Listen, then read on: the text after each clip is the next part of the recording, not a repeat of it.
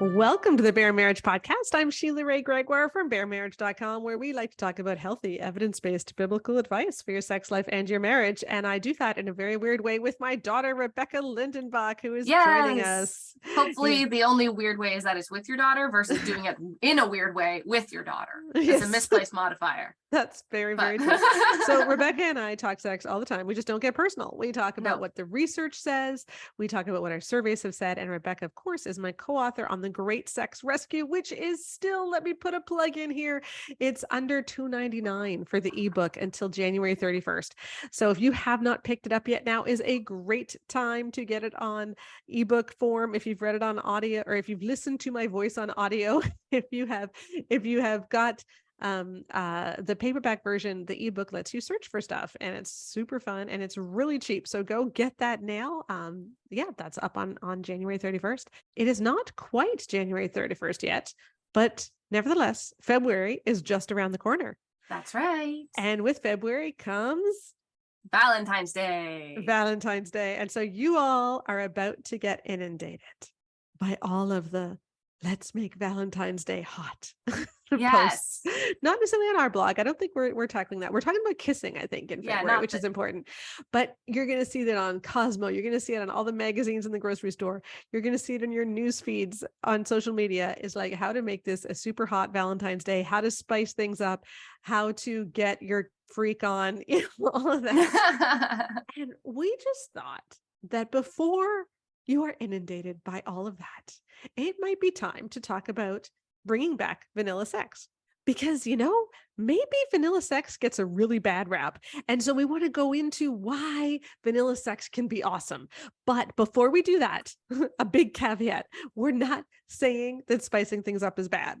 No, not at all. And I think that we need to differentiate. The main thing we want to talk about in this Bringing Back Vanilla Sex podcast is about when spicing it up can be a Band-Aid that covers bigger issues, right? Yeah. And so let's talk about when it is good first, so that we can understand the healthy jumping off point as we're talking about this. If you are in a relationship where you're just kind of like experiencing a lot of freedom because you feel really safe and loved and you just really like sex and you're like, let's try all the new things. Just go for it. Like, have fun. Power to you. That's the kind of situation where spicing it up is naturally flowing from a healthy relationship. It's more of a natural expression of the intimacy and vulnerability and safety that's already there. Right, exactly. So those kind of situations, like if you're coming out of purity culture and you've been so stressed about whether or not things are okay, and you're finally experiencing freedom and you're like, I want to spice everything up. I want to try all the spices. I want to try the ghost peppers of sex. I want to try the jalapenos of sex. I want to try all the different spices, right? You have fun. You go have your heyday. You have the spiciest Valentine's Day you can ever imagine. You go for it. Yeah, exactly. And just a little bit of a plug here in The Good Girl's Guide to Great Sex and The Good Guy's Guide to Great Sex, which are the books that we wrote, especially for people who are about to get married, or when you're in your early years of marriage. How do we build a healthy sex life from the ground up? We do have 5 keys on how to decide, how to spice things up. And I'll just share those really quick. First of all, what Rebecca just said, there is freedom in Christian marriage. All right. The Bible does not say that you can't have oral sex. The Bible does not say that you can't, okay, like you can have fun. Yeah. Number 2, however, is that we should not do things that our spouse is uncomfortable with. So even though there's freedom, you don't break trust over it. You don't pressure them to do something that you don't want to do. That it has to be freely entered into. It needs to be about just the 2 of you. Okay. So like no extra people in it. No porn in it. No like fantasizing about the whole football team or something. Okay. Like it's just going to be the 2 of you. And then just a bit of a warning. If you need to degrade or humiliate someone in order to get aroused, that's a red flag too. Yes. Because requiring the harm or degradation of another person in order for you to have an orgasm or enjoy sex is not healthy. And we're very okay saying you probably need to really work out the root of that and like why you're experiencing that, because using someone as an object of pain or of, just degradation that's just not whatever is good, whatever is true, whatever is like that verse, Yes. but whatever is, excellent or praiseworthy, think of us such things. Yes, exactly. And then the final one is this something which is enhancing our intimacy, or is Mhm. this something which is detracting from our intimacy? Yeah. So do we feel closer afterwards, or do we not? And so the Mhm. just 5 quick points. And if you want to explore some of those answers a little bit more carefully, do check out The Good Girl's Guide to Great Sex and The Good Guy's Guide to Great Sex, because we've got it all there. Yeah, because we just wanted to start this conversation by explaining when we're like, listen, we are not saying don't spice it up. We're not saying if you want to spice it up, there's something wrong. We're not saying any of that. We wanted to give the context of when spicing it up is a healthy and normal, natural thing to do. And Mhm. really what it comes down to is play and fun and variety and excitement should be a natural outcropping of the relationship that already exists. Exactly. And I want you to say that again, because this is Yeah. really our key point. Exactly. I'll try to do it word for word, but I don't know if I'll be able to. Play and fun and excitement and variety should be a natural outcropping of the relationship that already exists. But what Mhm. we see so often in the advice, especially in Christian circles, about spicing it up or about increasing your variety during sex is so your marriage is dull. So your relationship has lost its spark. So you're feeling resentment and bitterness towards each other. So you can't communicate anymore. Why not try to spice things up in the bedroom? Mhm. And that is not the same thing as, hey, we just really like sex and we're in a bit of a specifically sexual rut and we want to bring play back. That's not the Mhm. same thing as your relationship isn't where you want it to be. So you should go to the bedroom. And the reason that I have a really, really hard time with this messaging is it's the exact opposite of what we tell people before they're married. I know, I find this so ironic, Yeah. because before people are married, what do we tell them?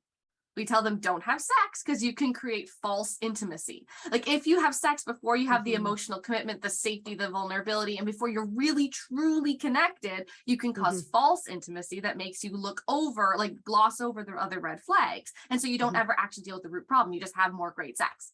And then Right. what happens when you get married? You have root problems, ignore those, just get freaky. Yeah. So Yeah. it literally flips. Like the Mhm. advice is literally the opposite.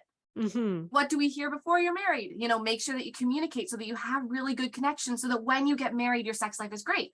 What do we hear once you're married? Have sex so that he'll communicate, Yeah, exactly. right? Like So we flip as if all of it. as if sex is going to fix everything. And Exactly. I think this is the essential problem, is that we've put the cart before the horse. Mm-hmm.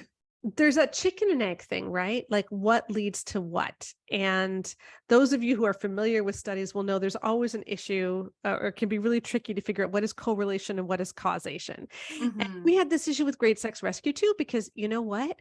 High marital satisfaction and high sexual satisfaction tended to go hand in hand. Exactly. So is there one that causes the other, or do they both just move in the same way?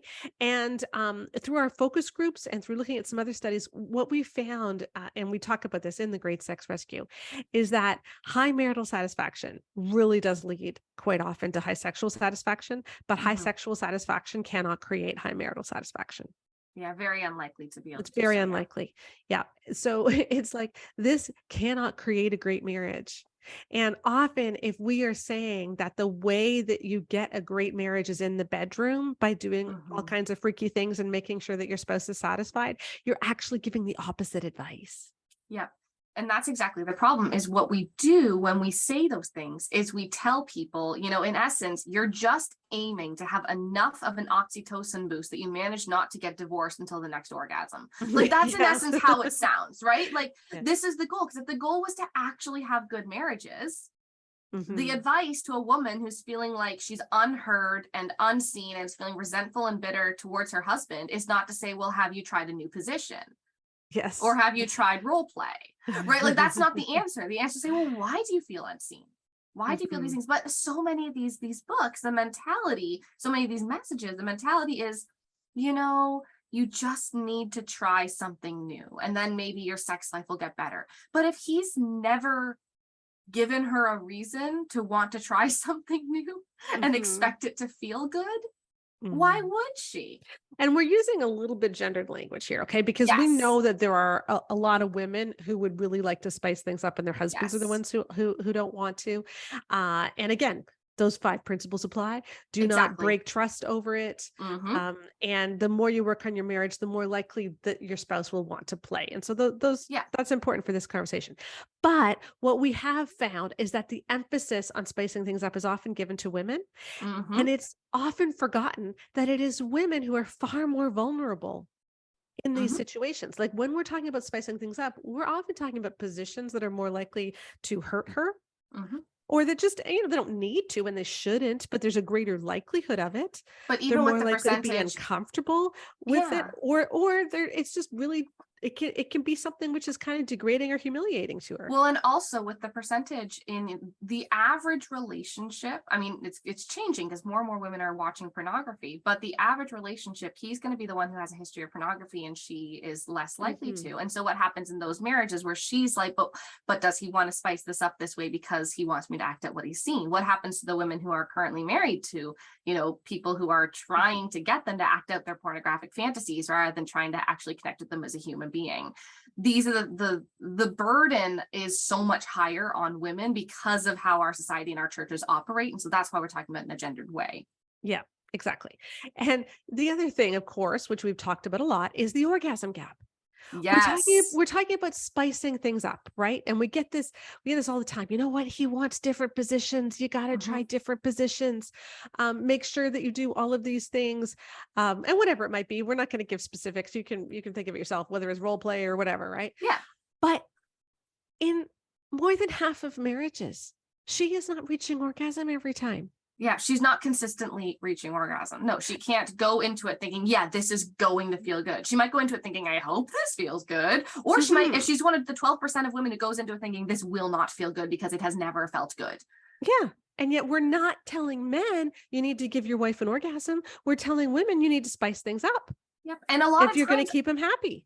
and what I find so funny is you hear a lot of these books that do talk about how husbands, like your wife is created to enjoy sex as well. Like there's lots of books that give husbands a lot of advice on how to help their wives have an orgasm, how to help them have a good time, all that stuff. But the overarching message of the book is still, wives, you're not going to want to do this. And so you gotta sacrifice. You gotta Mhm. sacrifice. And it's like I'm gonna be very honest. Studies have shown that if a woman enjoys sex and it is orgasmic, it's very unlikely that if the relationship is good and Mhm. equal and fair, that she will have to be coerced into sex. Yes. Like there's no reason that a woman who is having good sex would not want to have sex unless there's a reason that you should be dealing with that gets in the Mhm. way of it. Mhm. But when we talk about all this spicing up in this context of you should spice it up because your husband needs you to, or because you are his only sexual outlet, because he has needs that only you can meet, all this kind of stuff, I just look at it and I'm picturing all the stuff that women already have to do in these books, and all the women who are already having sex like 2 to 3 times a week, who are not orgasming, whose Mhm. husbands are not able to, who are not willing to take the time to learn how their wives' bodies work.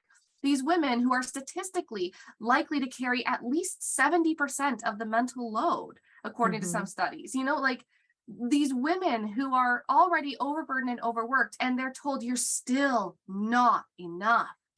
This Mhm. Valentine's Day, you're not enough. Because these are not the relationships where it's naturally coming out of a place of play and fun and levity that's there because both of them have worked to create a wonderful equal partnership.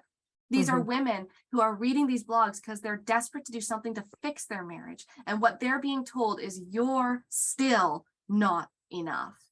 Yeah. And that just bothers me. My question when I look at all this stuff about spicing it up is, and again, I have no problem with people spicing it up when it comes from a natural place in their relationship. I think it's really good. Have fun. Mhm. Mhm. But the question is for the women who are on these websites looking for help because she wants her marriage to get fixed, where there's something wrong. When does she get to be told, maybe you're doing enough? Yeah. Maybe you're enough. Maybe you're enough. When does she get to be told, listen, if your husband has 100% of the orgasms in your relationship, he does not get to talk about sex. Yes, But he Exactly. doesn't get to have an Yes, opinion on because this. there's bare minimum standards and then there's preferences. You're not allowed to talk about preferences until you've met the bare minimum standards. Until Yeah. she is regularly orgasming, you're not allowed to talk about frequency. You're not allowed to talk about spicing things up. Like, we got to get the bare minimum here. And I think what bothers me is that so often it is actually very coercive language used towards women. It I did an is. Instagram live that I will link to about the coercive language that was in Gary Thomas and Deborah Fleeta's book, Married Sex, with Mhm, regards to taking boudoir photos and nude mhm. photos. And that book basically pressured women to send No, it nude didn't photos. basically. It did not And, basically. It flat out pressured women yeah. to send nude photos to their husbands. It gives the And impression it that gives, if and here's the reason, because then neurologically he will be focused on your nude body instead of Mhm, other people's nude bodies. So if yeah, I don't want my husband to watch porn, I have to be spicier. I need to be spicier. I need to send him Yeah, nude photos, which we all know can be very dangerous, and yeah, revenge porn is a thing. Okay. yes. So I will link to that Instagram live so that you can read more. I also wrote a post about it. It is really concerning, and we should not have Christian books coercing women into dangerous behavior, but we do. And the reason is so that he won't watch porn. You Yeah. need to get your freak on. You need to be super hot so that you He can keep doesn't your hurt man, you, so so that it that he doesn't hurt doesn't you, hurt so you. that you can keep your man. And Yeah, this is wrong. It's just the focus is so backwards. yes. Interestingly, let me give you a insight into what Rebecca had to deal with when we were writing Great Sex Rescue and when we wrote the orgasm course. She spent hours and hours and hours poring over peer-reviewed research into everything that went into female orgasm. So she was looking Oh at my all word. of these papers on female orgasm, and Mhm. some of them were pretty. The Some of them, I will just experiments they say, there did. were some that were very clearly designed by men. I'm just gonna say there are some that were very clearly designed by people who do not have female anatomy, because if they think that's what a female orgasm works like, Mhm. oh goodness, it But was bad. but when you look at what goes into a female orgasm, there are several things that are highly correlated with it that are not super spicy. Yes, there are so many. The number one that I saw across multiple studies, including the largest one that I found on the determinants of orgasm, was just communicating during sex. Yeah, being able Having to a speak up. partner, not only being able to speak up, but having a partner who listens. So Mhm. no, you speak up during sex, and what you say actually changes what your partner does. Because there's Mhm. lots of women who can speak up and then their partner gets huffy and puffy and leaves, right? Mhm. Or who just keeps going and is like, "You're mean to me." It's like, well, you weren't touching it. So, Yeah. but like, there's and then there's the other side where there's a lot of the relational quality is huge, and like every single study that I found, pretty much there wasn't one that found that if you were in a bad relationship, it didn't have an effect on a woman's sex drive or sex enjoyment, Mhm. right? Another big one that we found was just kissing, like Yeah. emotional closeness. Like the relationships where kissing was involved during sex or during like the lead up or whenever, you tended to have more enjoyable sex for her. Why? Because you're emotionally connected. Yeah. And The so in kinds of February, couples, yeah. we will spend the month talking about kissing because it is Yeah. really super important. But the other things that had to go into female orgasm were also things like oral sex and manual stimulation, more than just missionary PIV in essence, right? Mhm. Mhm. Now, I also know that there are probably some people listening who, maybe you're the guy and you're like, well, that's what I mean when I say I want to spice it up. I want to try the things that might actually get her to orgasm. And Yes. we totally are there with you. That's what the orgasm course is for. Mhm. We did make a whole course on that, on both, there's a section for husbands and there's a really big mega course for the woman who is trying to figure out orgasm. But a lot of this spicing it up language is not actually about her pleasure. It's about Right. her performing for him. Yeah. And I You do, know? I do want to say this too, because I do talk to a lot of guys who they do say the only thing my wife will do is missionary position. And Yeah. we know from our survey that the majority of women who reach orgasm cannot do it through intercourse alone, that oral sex or manual stimulation are much more reliable routes to orgasm. And so I don't actually consider that spicing things up. Well, no, I think it's that should be normal sexual play. But yes, because yeah, for so many women, that is necessary. it is. But that's where I think we need to recognize that a lot of the language we use around spicing it up is not about making things good for her. It's about increasing the excitement and the newness and the Mhm. novelty so that he doesn't feel like his needs are unmet. It's so Yes. that he can have fun, and they don't question whether or not the reason sex feels not fun is because he doesn't have an enthusiastic partner. Right. Because that's one of the things that I see all the time, where it's like, well, I just want her to enjoy herself. It's like, well, then, like, I know that there are so many people out there for whom the woman has a lot of these negative messages in her mind, right? This is literally what the Great Sex Rescue is about. Okay. Right. Like, right. you have so many negative messages in your head, and you just can't get over them. And it's just this barrier. And if it is you, please do buy the Great Sex Rescue. Please read it. It really was written to set you free. It really was written to rescue sex. But for a lot of people who we've heard about in our focus groups, who email us, who comment, who we hear their stories, a lot of it is, I really want her to enjoy herself, but I'm willing to have sex if she doesn't. And then it's often those guys who want to try to spice things up to make it good for her.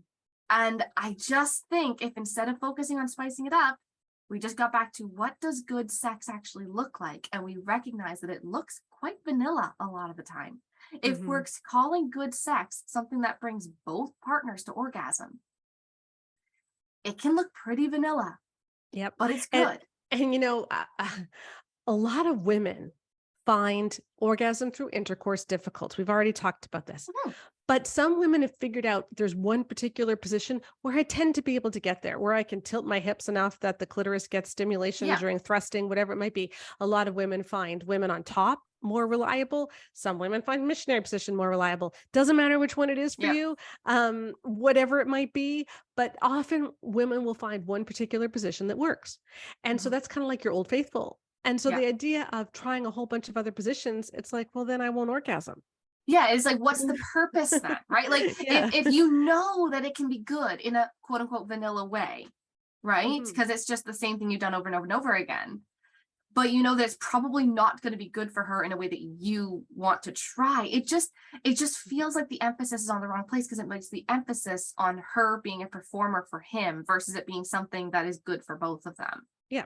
Now, of course, if you want to try new positions, you can always just do that as foreplay and then go back to Old Faithful for the majority of it. I'm not saying don't do that. I'm just saying, if there is one particular thing that works for her and you always come back to that particular thing, that doesn't mean you failed. That doesn't mean your sex life isn't hot.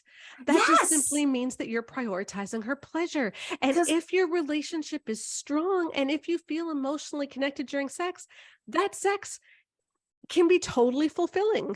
Yeah, because I read a lot of these books, like such as, okay, like I am sorry, I know we talk about it a lot, but it's just such a modern book, and it's such a good example. The book Married Sex by Gary Thomas and Deb Filita, like, when I was reading through it, and I'm sorry if this sounds weird, but the message I got was, have hot sex to own the atheists. Right? Where it's like, because we're good Christians, we have to have the hottest sex imaginable. You're not allowed to have a normal sex life, because then you're not experiencing what God wants you to have. Whereas, like, a normal sex life is perfectly fine. Like, God is not saying, have they gone up the Scoville scale this time? Like, God is not watching you being like, I don't know, you could have gotten a little freaky there, Tammy. Like, God is not looking down and being like, you are not hot enough to prove that being a Christian made your marriage better than the atheists. But they have all these examples of, like, people doing everything naked, and a woman who, like, is so sexually liberated and shares about her orgasms during Bible study group, which I'm like, please don't do that. Please don't talk about your latest orgasm in your Bible study group. Please don't. For the love of everything, please don't. That's so uncomfortable and so unnecessary. And it feels very much like our sex lives, which are supposed to be this incredibly personal, private, intimate part of us, they become a performative measure of how much better we are than the world. Yeah. Right? If the world is able to have porn, we've got to have something better than porn. If the world can have one night stands, well, then we've got to have that same level of excitement among Bruce and Carol, who've been married for 64 years. Yes. Right? Yes. Or maybe not 64 years. I don't know. But, like, you know, if you have if the world has, all these crazy kinky things, we can't let the world have something we don't have. So we have to figure out how we can not only match them, but beat them in order to be like, good Christian spouses. There is an underpinning of this mentality throughout a lot of these marriage and sex resources. And for me, it just shows that we've completely lost the plot on what good sex actually is, because good sex does not compete with porn. Good sex does not compete with porn. And we're working actually behind the scenes on, we're writing up what we hope will become a peer-reviewed paper on some of our stats about men. And what we found is that guys who have used porn and have an entitlement mindset towards sex. So they believe in the obligation sex message. They believe that she should give him sex if he wants it. And they think that it's normal to struggle with lust, that this is just how men are. If they have those kinds of beliefs, they are far more likely to be dissatisfied with their wife's level of adventurousness in bed and with the amount of enthusiasm that she shows in bed. Whereas if they just simply don't believe that all men have to struggle with lust, if they don't watch porn, you know what happens? They are much more satisfied with their wife. They have higher marital satisfaction, and they have more sex and better sex. It's not like if you don't believe that all men struggle with lust, it means that, oh, I guess you're just an effeminate man and you never want sex. No, these guys actually do really well. Like the safe guys do well and they're satisfied. Yes. It's the guys who still have a pornified mindset, whether or not they're even if they're not porn, watching porn. Even if they're not watching porn, they are the ones who are more likely to pressure their wives to become more adventurous, to spice things up, instead of saying, how can through sex, how can I show you how much I value you and love you? And how can we just have fun and have an amazing time? They're saying, no, I deserve to be really hot right now. Yeah. I deserve to have this really hot experience. Sex is something which should be mutual, intimate, and pleasurable for both. We've been talking a lot about intimacy today and how to make that the foundation of your sex life. But if you've had trouble experiencing sex as pleasurable, please check out our orgasm course. It helps women who have always had this roadblock and you just want to figure out what all the fuss is about. You are not broken. And if you want to figure out how to orgasm through intercourse or make that more likely, we've got some tips on that too. So check out the orgasm course. There's a link in the podcast notes. Yeah, and this dichotomy between sexual entitlement versus just sexual gratitude, frankly, really comes down to just how we view marriage as a whole. If you picture a couple who are getting married because, picture a person that's just walking down a road, okay? Your life is just walking down a road. And if you see marriage as just figuring out who you're walking side by side with, like, I'm going this way no matter what. Like, we are doing our thing. We're going to have to do housework. We're going to have to get jobs. We're going to have family issues. We're going to have stuff. And I want to do it with you. That's a very heavily partner focus. It's the idea of equally yoked, where you're each carrying your own thing and you're working together and the load is lighter because of that, versus a gender roles idea of what marriage is, where it's like, well, I do X and you do Y. And you know what always happens with gender roles with marriage? It always ends up that her job is to fulfill his sexual urges. Right. Her job is to make sure that he doesn't ever go without what he wants sexually. Then what happens? You're not just in this together. You're not shoulder to shoulder bearing the load, working together. You're looking at each other to see what they're not doing. Right? So the husband looks at his wife and is like, yeah, but I want this and you're not doing it. And so therefore you are failing me. And they might not explicitly or think it could that. be the opposite way around. Again, it could be the opposite way around, where the wife is the one who's doing that. But exactly. But this is what we often see, is that this is why wives are so pressured into being super, super hot, is because we think that women's job in marriage is to be your personal porn star so that you don't actually turn to porn. Right. Versus seeing your wife as just your helper, and helper not in a subordinate role, but as the same way as, again, an equally yoked oxen. And I think it comes down to how we talk about sex. When we say things like, I need more sex, or how do I get more sex, or how do I have hot sex? It's like sex is something that is outside of you. Yes. That you take. So it's a commodity. If instead We see sex as something that we share. It's an experience that we share. That's a very different focus.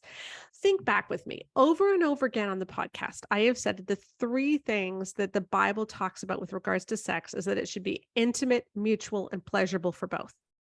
Okay, intimate, mutual, pleasurable. And you can add more. That's just my short form. It should also be pure. It should also be, all kinds of other things, but it should be intimate, mutual, and pleasurable for both. When we talk about intimacy, what we mean is this deep knowing that is talked about in Genesis 4. Adam knew his wife Eve. So there's this deep knowing, this deep longing to be connected. And that means that when you come to the bedroom or wherever you are, the living room, couch, whatever, like wherever you're having sex, okay? But when you come to that sexual relationship, you're coming with everything you are. That's what intimacy means. And there has to be a foundation of trust for that. Because if you're going to come with everything you are, it means you have to be able to be vulnerable. You have to be able to open up.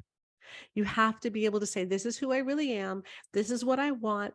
This is how much I love you. This is what I'm thinking. And that has to be something which is a part of your sex life. And as you are more vulnerable, it's actually quite natural for people to want to try new things because it becomes play, right? Because when you're vulnerable, when you're able to let your guard down, you can actually play. Sex becomes way less serious. And that's really key. But here's the problem. Often couples aren't vulnerable with each other. There might be emotional problems, like there's just a lack of connection. Often it's because one or both of you feel very uncomfortable sharing what you're feeling. You may not even be able to identify what you're feeling. Men, especially in our society, are not taught how to identify their feelings. So you're allowed to have three feelings. You're allowed to be angry, happy, or horny. Yeah. Right. And so no matter what you're feeling, you go to one of those three things. So if you're feeling insecure or bored, you go to horny to satisfy that insecurity or boredom. And so there you are trying to have sex, and there's not real emotional vulnerability. And so what do? We substitute being hotter and hotter. We substitute these things because we've lost the emotional vulnerability, which is actually what makes sex hot. And so then we're back to just doing the opposite of what we told people when they were single. Because from what I've seen, a lot of places don't actually believe that healthy, intimate sexuality is even possible.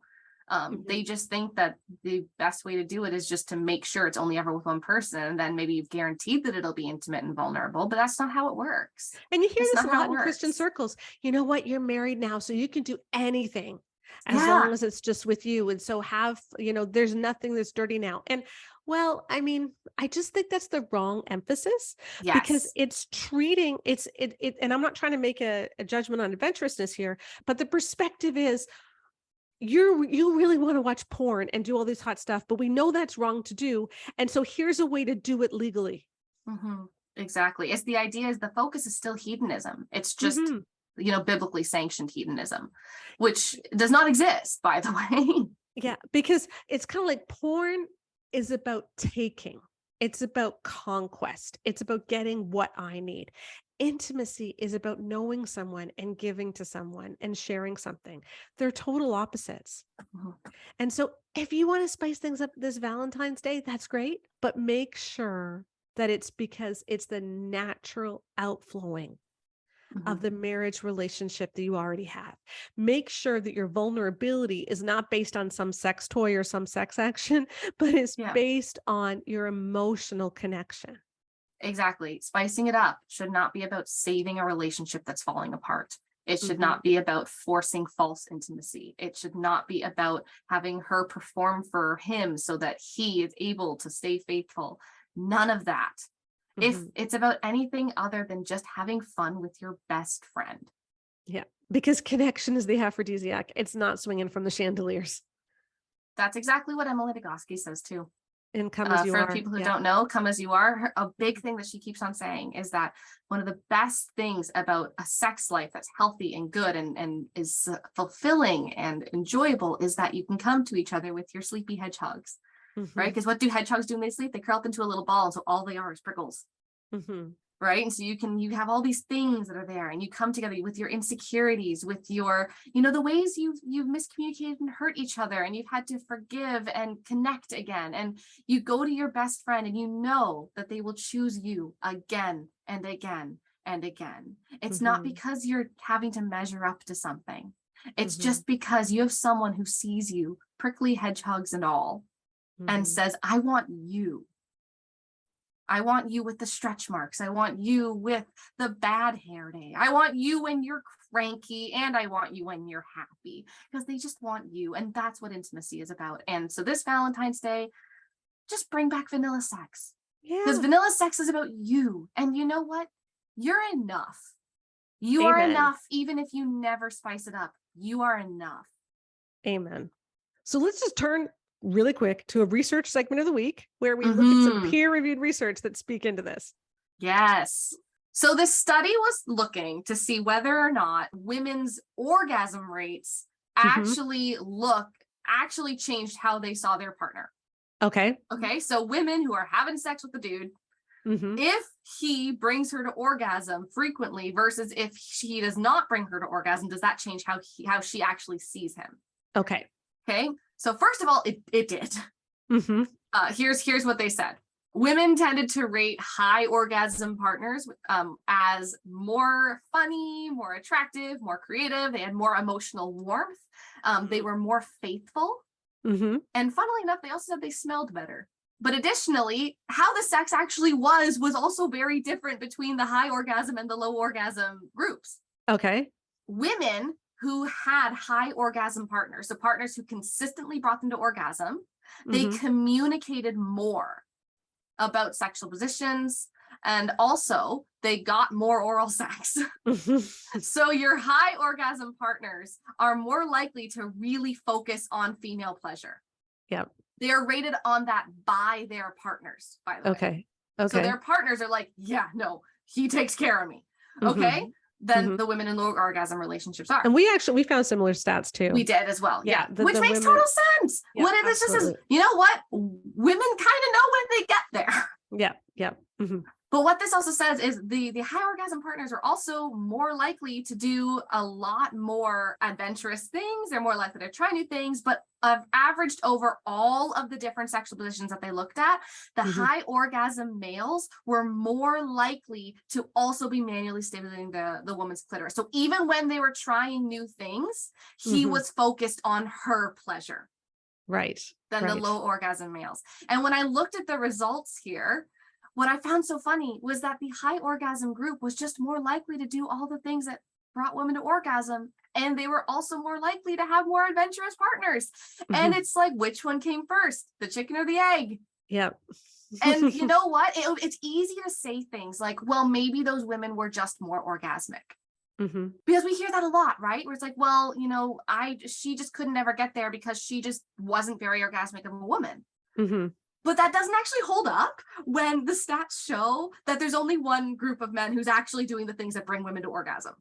So you can't complain that a woman is not orgasmic enough when you're doing things and you're not stimulating the clitoris. Now, of course, these are stats. These are groups. Yes. These are groups. And so there's always your guy who would love to do all of these things and his wife doesn't want him to. So, and isn't interested in orgasm. So we understand that there are always exceptions, but there is a level where we have to ask. There's a huge trend here. That's the thing. It's because there's a trend. In order to promote truth and not get blinded by our own biases, we have to look and say, okay, so yeah, if you're sitting in a marriage where you're like, I want to try these new things, but she just doesn't really enjoy sex, but you're like, okay, but am I even trying to stimulate her clitoris during sex, or am I just like getting it done? Like, am I making her pleasure a priority? Am I being 100% faithful? Like, am I making sure that she can communicate with me, or am I pitching a bit of a fit when she says I actually don't like that? Because those are the things that the men with really satisfied women tend to do. And so these are things we actually do have to ask. But additionally, this study also found that women report different orgasm rates based on partner. Which means you are not broken. As a woman, if you are struggling with orgasm, you are not broken. A lot of women find it really hard to orgasm in some situations and not in others. That means that you can grow and you can learn. Yep. And as a couple, you can That's grow what I and mean. learn. As a Yep. couple, you plural. English, we really need a y'all, right? Like Yeah. we need a you plural. But you can grow and you can learn. And I really hope that this kind of season is when you can start to do that, if that's your case, because female orgasm can be more, it is definitely more difficult than the male orgasm. Mhm. But you just have to try. Yes. You know, because a Yes. lot of the study shows that if you just try, You it's can much get more there. likely to happen. And I know there's a lot of people who haven't tried. We're not talking to you, but there's a Mhm. lot who aren't, who Mhm. think they are, because they're like, well, I want her to orgasm, and so therefore I'm trying. You're not trying if it's all in your head. Mhm. You have to actually follow through.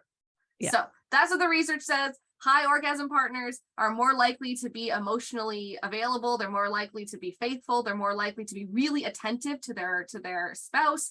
They're more likely to actually want to make this a good time for her. And so as a result, you know, she has a good time and they're more adventurous and they have more fun. And she also thinks he's like more attractive and smarter and more curious and more interesting because she's with the kind of guy who really takes her seriously. Amen. And so that's what we're talking about with getting back to vanilla sex. Focus less on chandeliers and more on just orgasm, Mhm. connection, closeness.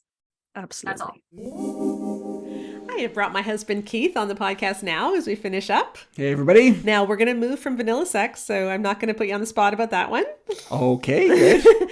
But I do want to talk about another pitfall that we can run into around Valentine's Day, this time in churches. Okay. And it's how we treat people that aren't part of couples. Okay. Single people.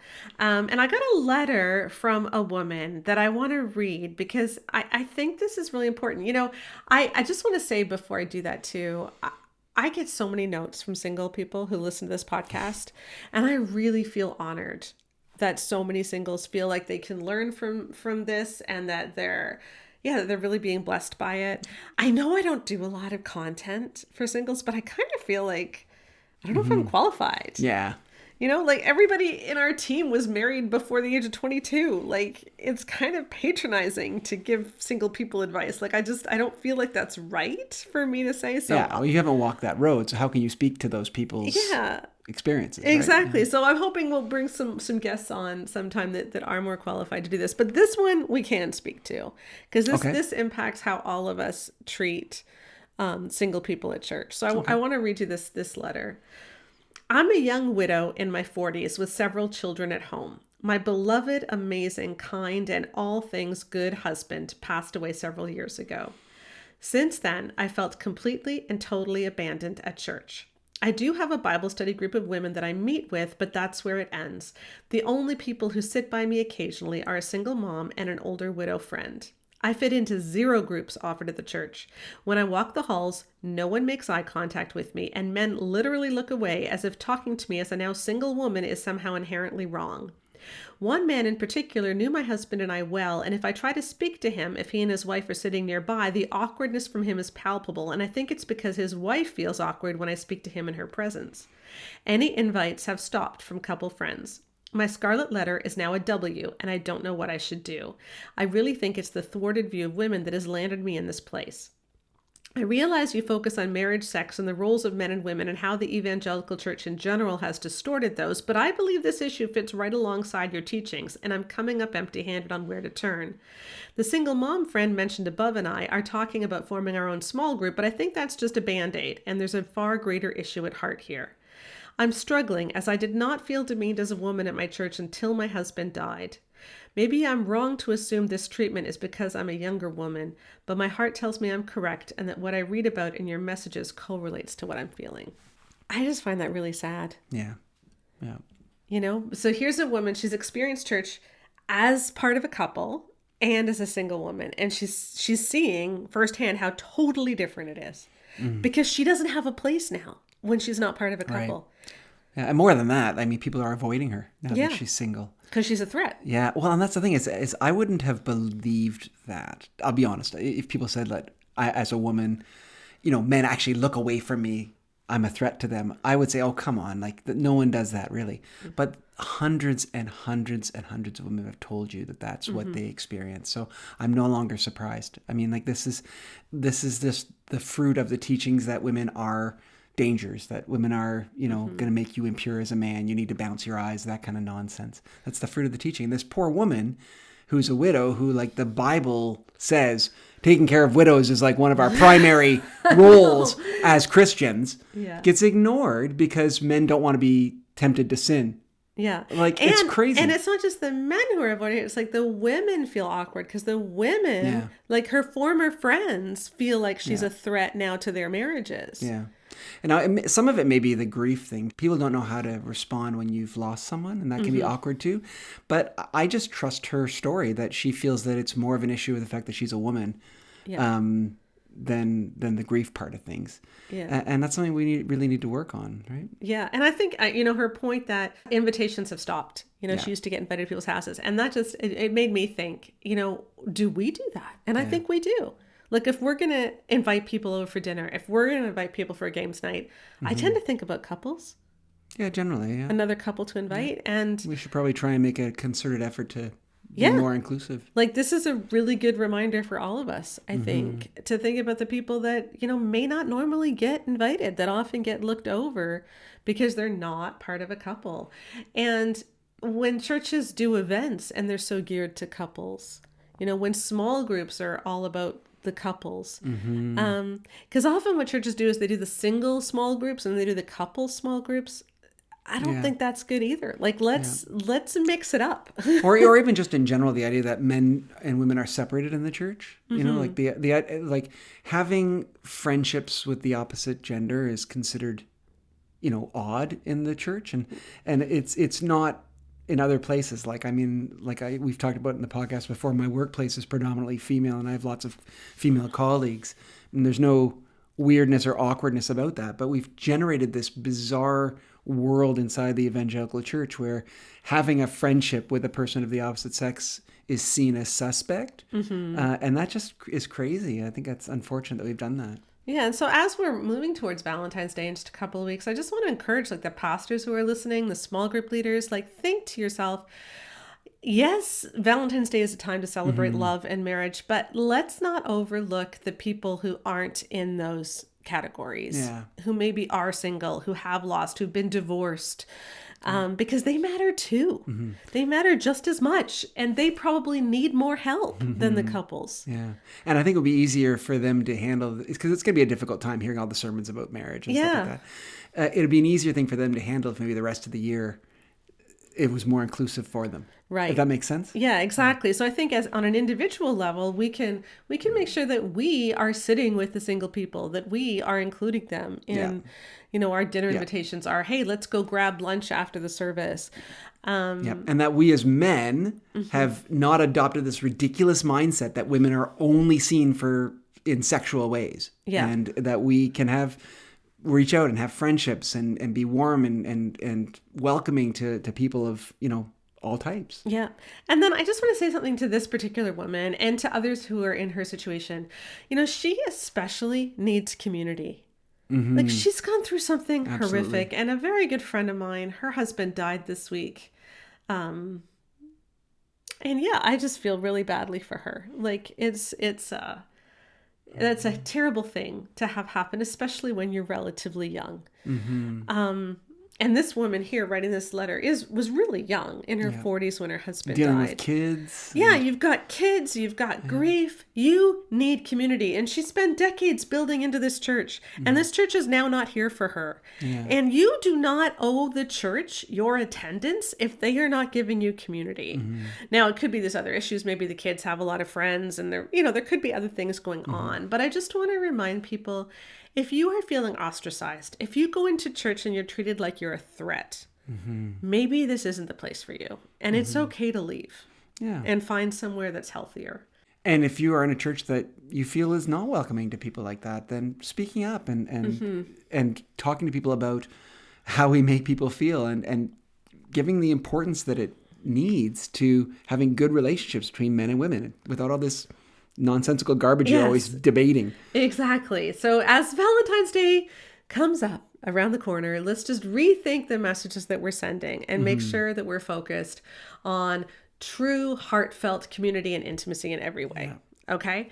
So let's be biblical. Let's be biblical. Look after the widows in their distress. Yes. Yes. And those who have never been married too. True. You know, because I think in those days, widow basically meant someone who didn't have anyone to support them, right, and who were alone, and nobody was single then, really. Like everybody would have married. So single people would fit into that. And so people who need support. And that doesn't mean necessarily money, but just, although money is an important part of that too, but community matters. It really does. All right. Well, as we are wrapping up this podcast, it is January 26th, which means you have 5 more days until the huge ebook sale on The Great Sex Rescue is over. So for the month of January, The Great Sex Rescue has been on for just $2.99 on ebook. Amazon even has it lower than that.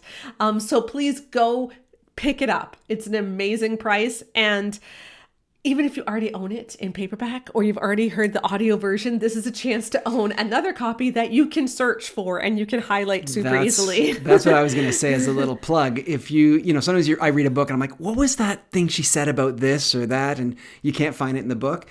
If you have an electronic version, you can search. Yes, it's and so find the exact quote and, that's where it was, page 112 or whatever. Yeah, exactly. So pick that up. And before we go, I am just going to read one of the most recent reviews that has come in. One woman wrote that this is a must read for both men and women. I have been following one of Sheila's social media pages when I was notified that this book was on sale. This is me notifying you all that this book is on sale. I immediately bought it. I grew up in purity culture and heard men only want one thing, they can't help themselves. Recently, I have questioned how this is perpetuated in Christian circles, yet fruits of the Spirit, such as self-control, seems overlooked. This book is excellent. It clears up misinformation regarding scripture, misinformation of word usage, such as sex and intimacy, shares studies and surveys to prove points and testimonials for illustrations. If you are a Christian, whether you've read other books about sex or not, this is a must read for both men and women. So thank you. Go pick up The Great Sex Rescue. And thank you for joining us for this edition of the Bare Marriage Podcast. Keep a lookout for our Fixed It For You book coming February 8th and She Deserves Better coming April 18th. And of course, we will be back next week for an interview with Philip Payne on the Bible versus biblical womanhood. Bye-bye.